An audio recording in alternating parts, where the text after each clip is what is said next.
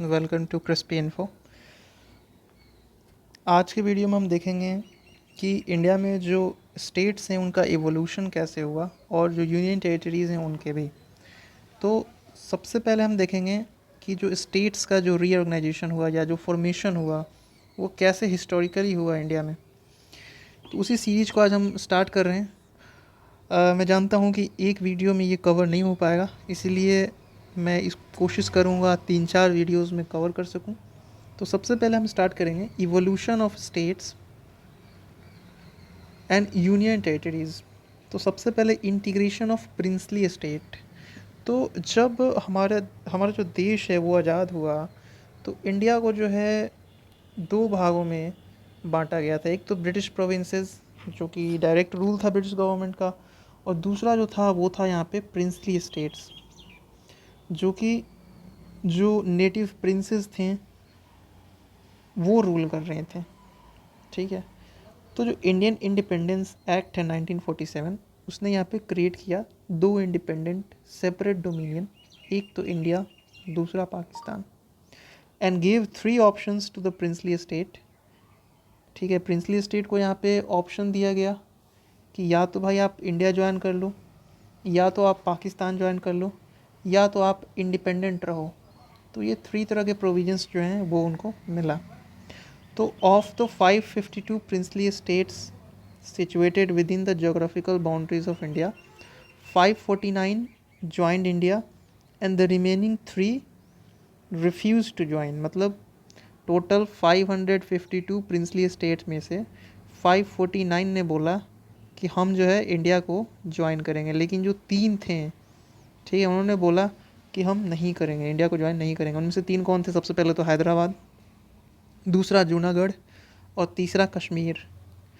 तो फिर जो है समय धीरे धीरे बीतता गया, लेकिन उनको इंटीग्रेट किया गया बाद में। जैसे हैदराबाद को इंटीग्रेट किया गया पुलिस एक्शन के थ्रू। ठीक है। जूनागढ़ जो था उसको यहाँ पे रेफरेंडम वहाँ पे हुआ, वहाँ पे प्लेबसाइट हुआ, वहाँ पे लोगों ने जनमत संग्रह करवाया गया और लोगों ने बोला कि हाँ हम इंडिया को ज्वाइन करेंगे। कश्मीर में इंस्ट्रूमेंट ऑफ एक्सेशन हुआ।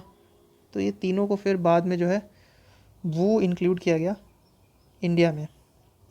आगे बढ़ते हैं। 1950 the constitution contained a 4-fold classification of the state and territories of the Indian union. तो 1950 में 4 तरह के जो है वो कैटेगरीज में बांटा गया। जैसे अभी हमारे पास 2 कैटेगरी हैं कि भाई एक स्टेट है और एक यूनियन टेरिटरी, लेकिन उस समय जो है 4 कैटेगरी में बांटा गया। एक तो part A, part B, part C और पार्ट डी। ठीक है। तो इन ऑल दे नंबर 29। उस समय टोटल जो संख्या था वो 29 था total, part A B C D मिला के। So part A states comprised 9 erstwhile governors province of British India. तो पार्ट ए में जो है वो जो अर्स्टवाइल गवर्नर, जो गवर्नर रूल करता था ब्रिटिश प्रोविंस, उसको यहाँ पे ऐड किया गया। पार्ट बी में जितने भी जो प्रिंसली स्टेट्स थे, मतलब उस समय 9 थे, तो उनको ऐड किया गया जिनके पास लेजिस्लेचर भी था। पार्ट सी में वैसे स्टेट जो कि चीफ कमिश्नर्स रूल करते थे उनको यहाँ पे ऐड किया गया, जो कि चीफ कमिश्नर्स जो है वो रूल करते थे। ठीक है। एंड इसकी संख्या जो थी पार्ट सी में वो 10 था। वो टोटल पार्ट सी स्टेट्स में 10 नंबर थे। ठीक है। और जो पार्ट डी है उसमें अंडमान एंड निकोबार को रखा गया। आगे हम देखेंगे इसका किस तरह से जो है वो रखा गया था। देखिए यहाँ पे है टेरिटरी ऑफ इंडिया इन 1950, देख सकते हो आप। पार्ट ए में जो है वो टोटल 9 स्टेट्स हैं। ठीक है। पार्ट बी में जो है वो टोटल 9 स्टेट्स हैं। पार्ट सी में जो है वो है टोटल 10 स्टेट्स, और पार्ट डी में टोटल 1 सिर्फ अंडमान एंड निकोबार को रखा गया था। तो पार्ट ए में जो कि गवर्नर्स के द्वारा रूल किए हुए अर्स्टवाइल ब्रिटिश स्टेट्स थे। पार्ट बी में प्रिंसली स्टेट्स। पार्ट सी में जो चीफ कमिश्नर रूल करते थे उनके हैं। और पार्ट डी में यहाँ पे अंडमान एंड निकोबार को रखा गया था।